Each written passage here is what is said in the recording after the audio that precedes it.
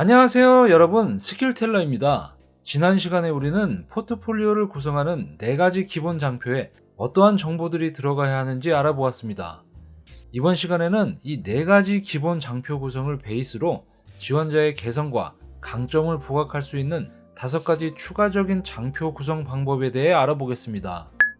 자, 첫 번째 장표 구성 방법은 지원자의 프로필 사진을 활용해 포트폴리오의 신뢰감과 기대감을 높이는 방법입니다. 최근 공공기관이나 대기업 등에서 지원자의 인성과 업무 역량만을 평가해 채용하는 블라인드 채용이 많아졌는데요. 이 블라인드 채용에서는 업무와 관련성이 적고 심사위원에게 선입견을 줄 수 있는 정보들, 예를 들어 인적 사항이나 신체 조건, 사진 등을 이력서에 넣지 않도록 하는데요. 이러한 블라인드 채용이 아니라면 지원자의 프로필 사진은 인사 담당자에게 해당 포트폴리오에 대한 신뢰감과 호기심을 줄 수 있는 좋은 요소입니다. 아무래도 지원자의 사진이 있는 것이 없는 것보다 본 사람 입장에선 좀 더 퍼스널하게 느껴지고 감정이입할 수 있는데요. 이러한 프로필 사진은 표지나 프로필 페이지 중 하나에 넣을 수 있고, 이와 같이 2페이지에 각기 다른 포즈의 프로필 사진을 사용할 수도 있습니다. 다음 두 번째 장표 구성 방법은 인용문을 사용해 포트폴리오의 주제 메시지를 강조하는 방법입니다. 예를 들자면 내 포트폴리오의 주제 메시지를 명사의 말을 인용해 좀 더 설득력 있고 몰입도 있기에 강조하는 것인데요. 앞선 강의의 콘텐츠 마케터 포트폴리오를 예를 들어 설명해 보겠습니다. 해당 포트폴리오는 데이터 수집과 분석을 통한 콘텐츠 기획을 포트폴리오의 주제로 삼고 데이터 아카이브라는 키워드를 표지의 타이틀로 썼는데요. 사실 표지의 타이틀과 서브 카피만으로 지원자가 어떤 점을 강조하고 싶은지 인사 담당자가 단번에 파악하기 어려울 수 있습니다. 때문에 포트폴리오 주제 메시지를 인사 담당자가 좀 더 쉽게 이해하고 공감할 수 있도록 주제를 부각하는 장표를 추가하는 방법인데요. 이 추가된 장표에 포트폴리오의 주제 메시지를 좀 더 신뢰감 있고 깊이 있게 설명할 수 있는 명사의 말을 인용하면 효과적입니다. 예를 들어 예시의 콘텐츠 마케터는 콘텐츠 기획에 있어 데이터라는 객관적인 수치를 중요하게 생각하기 때문에 이를 지지해 줄 만한 명사의 말을 인용하는 것이죠. 현대 경영의 아버지라고 불리는 미국의 경영학자 피터 드러커는 측정할 수 없으면 관리할 수 없고 관리할 수 없으면 개선할 수 없다 라는 유명한 말을 남겼습니다. 이 말은 어떤 비즈니스나 프로젝트를 진행함에 있어 그것의 성과를 객관적인 수치로 측정할 수 있어야 성과를 개선할 수 있다는 뜻인데요. 디지털 마케팅에서 성과 측정 데이터의 중요성을 강조할 때 많이 인용되는 문구입니다.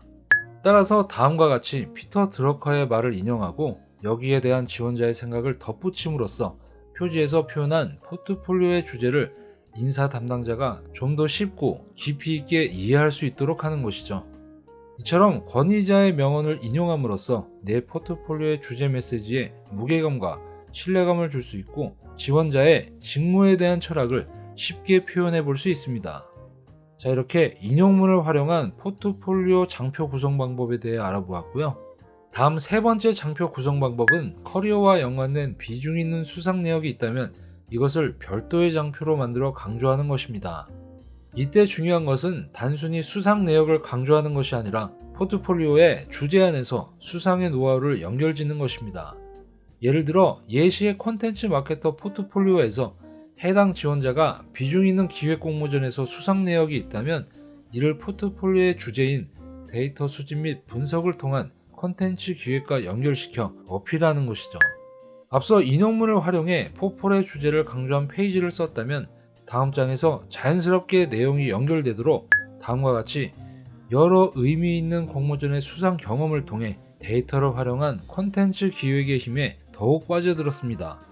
와 같은 카피로 공모전 수상과 지원자의 강점을 과하지 않게 어필할 수 있습니다. 다음 네 번째 장표 구성 방법은 레퍼런스 장표를 만드는 것입니다. 여기서 말하는 레퍼런스란 일과 관련된 나의 평판을 뜻하는데요. 내가 좋은 인력이라는 것을 말해줄 수 있는 영향력 있는 사람들의 일종의 추천사를 다음과 같이 장표로 만들어 포트폴리오에 추가하는 것입니다. 흔히 영화나 도서, 기타 여러가지 상품을 인플루언서들이 추천하는 것과 같은 것입니다. 실제로 채용 포지션의 연차가 높으면 높을수록 지원자의 커리어 평판을 조회하는 소위 레퍼런스 체크가 많이 이루어지는데요. 대기업의 경우 지원자의 동의를 얻어 이 레퍼런스 체크를 대행사에 의뢰해 진행하기도 합니다.